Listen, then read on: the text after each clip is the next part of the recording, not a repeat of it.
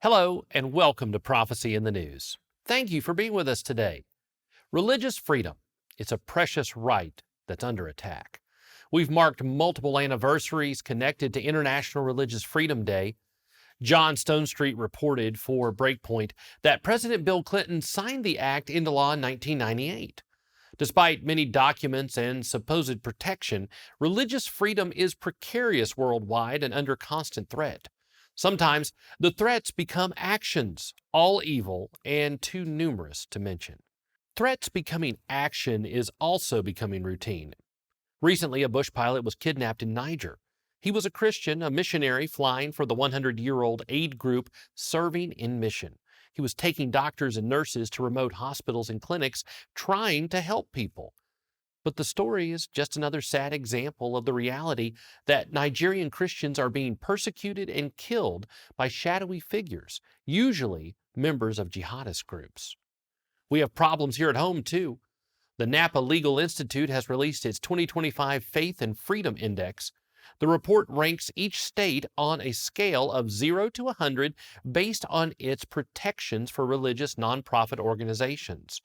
Ryan Foley reported in the Christian Post that the overall score is based on both the state's religious freedom score and its regulatory freedom score. The states with the highest overall score were Alabama, Kansas, Indiana, Texas, and Mississippi. On the other end, the lowest scores were Michigan, Washington, and Massachusetts. Have some American pastors fallen asleep as watchmen on the wall?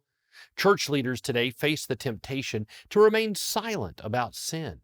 However, the church and its pastors must strive to honor God instead of pleasing people.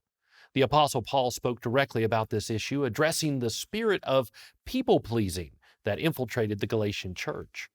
To paraphrase part of Galatians 1:10, Paul said, if he sought the approval of people, he would not be the servant of Christ.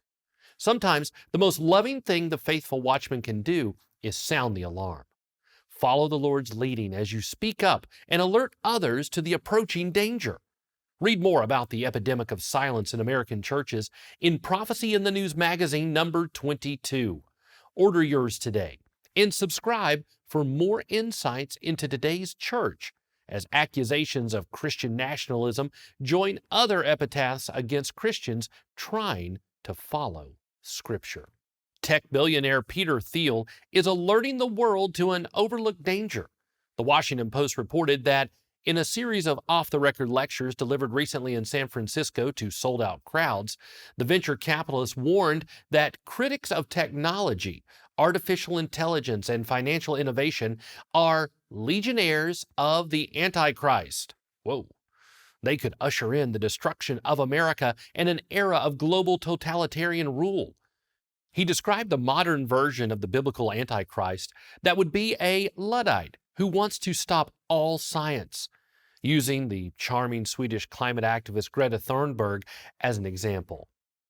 By calling for stricter global regulations, he said these activists could help create a singular world government that the Antichrist would then use to control humanity. Thiel is a devout Christian and a longtime libertarian.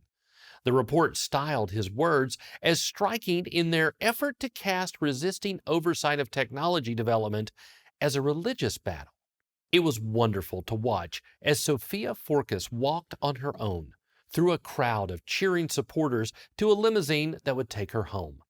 In August, the 12-year-old girl was shot in the head during the attack on Annunciation Catholic Church in Minneapolis.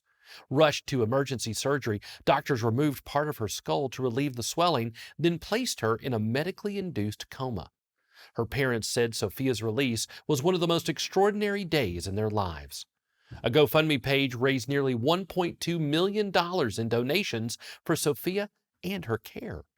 The family's thanks were profound. They stated, each step she takes is a living testament to the boundless grace of God and the miraculous power of prayer.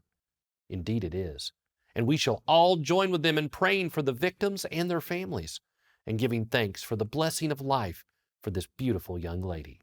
We all hate paying taxes, and when we don't, we're likely to get a sternly worded letter from the IRS. Well, it turns out that the biblical kings of Judah didn't like to pay taxes either, but the consequences for them were much more extreme than a letter. A biblical worldview, in season and out. Prophecy in the News magazine. Subscribe today. The war beyond the veil rages as angels rebel against their Creator and prophecy unfolds. An ancient evil will rise from the pit and drag creation to the brink at Armageddon.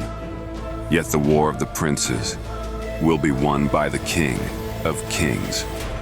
Angels Eternal by Peter Van Huss. Order your copy today.